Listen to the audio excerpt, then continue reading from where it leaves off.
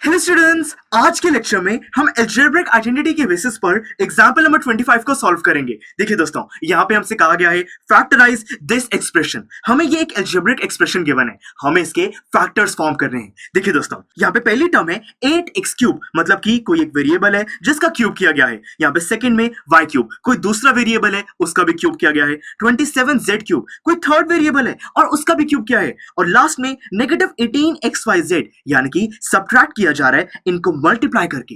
दोस्तों, ऐसी कौन सी आइडेंटिटी होती है? देखिए, हमने स्टडी किया था कि एक आइडेंटिटी है जिसके अंदर तीन डिफरेंट टर्म्स का पहले क्यूब कंसीडर करते हैं, उनको ऐड करते हैं और फिर नेगेटिव 3xyz इन तीनों को मल्टीप्लाई करके उनको सब्ट्रैक्ट करते हैं। दोस्तों, ये हमारा जो एक्सप्रेशन है ये कुछ ऐसा ही लग रहा है। चलिए इसको यहाँ पे सिंप्लीफाई करने की कोशिश करते हैं। यहाँ पे जो 8x क्यूब है, मैं इसको बहुत ही इजीली लिख सकता हूं कि ये है 2x और इसका होल क्यूब, क्योंकि दोस्तों जो 8 है वो 2 का ही क्यूब होता है। इसी तरीके से यहाँ पे जो y क्यूब है, इसको तो सिंपली y का क्यूब कंसीडर किया जा सकता है। 27z क्यूब को मैं 3z और इसका होल क्यूब कंसीडर कर सकता हूं। तो दोस्तों देखिए, अभी तक तो हमें लग रहा है कि ये तीन टर्म्स हो सकती हैं जिसको अगर मैं मल्टीप्लाई करूं, 3 से मल्टीप्लाई करने के बाद सब्ट्रैक्ट करूं तो शायद 18xyz बन जाए। ट्राई करके देखते हैं। तो यहाँ पे अगर मैं नेगेटिव 3 से मल्टीप्लाई करूं इन तीनों टर्म्स को, यानी कि 2x को, उसके बाद y को और उसके बाद 3z को, तो दोस्तों क्या 18xyz बनेगा? ट्राई करके देखते हैं। देखिए, 3 2 6 और फिर 6 3 18 और तीन वेरिएबल है xyz,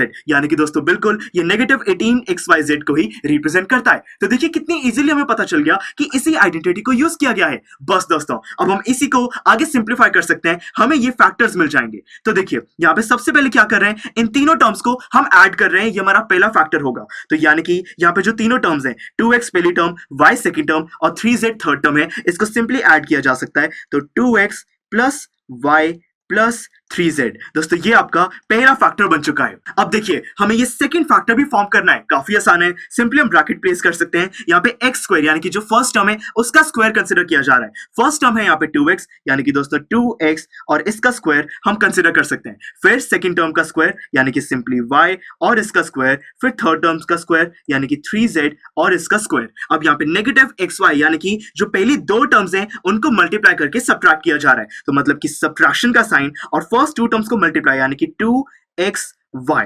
अब सिंपली यहाँ पे माइनस yz, यानी कि सेकंड और थर्ड टर्म, तो ये बन जाएगा नेगेटिव 3yz और लास्ट में माइनस zx, यानी कि फर्स्ट और लास्ट टर्म, तो ये बन जाएगा negative 3 multiplied by 2, that is 6xz। कितनी इजीली दोस्तों हमने यहाँ पे सेकंड फैक्टर भी फॉर्म कर लिया। हम इसको सिंप्लीफाई कर सकते हैं थोड़ा सा और, ये बन जाएगा फर्स्ट फैक्टर, यानी कि 2x plus y plus 3z। उसके बाद सेकेंड फैक्टर 2x का होल स्क्वायर, यानी कि 4x स्क्वायर, y का स्क्वायर और उसके बाद 3z का स्क्वायर, यानी कि 9z square, minus 2xy minus 3yz और लास्ट में नेगेटिव 6xz। कितनी इजीली दोस्तों हमने यहाँ पे दोनों फैक्टर्स अपने फॉर्म कर लिए हैं। आई होप कि आपको समझ आया कि किस तरीके से मैंने आइडेंटिफाई किया कि इस आइडेंटिटी को यूज किया गया है और मैंने फैक्टर्स को फॉर्म किया। चलिए दोस्तों, अब टाइम आ चुका है कि ये सारी एल्जेब्रिक आइडेंटिटीज को नॉलेज को यूज करते हुए हम अपनी एक्सरसाइज को सॉल्व करें। मिलते हैं अगले लेक्चर में, जिसके अंदर हम एक्सरसाइज 2.5 के क्वेश्चन नंबर 1 को सॉल्व करेंगे। See you in the next lecture.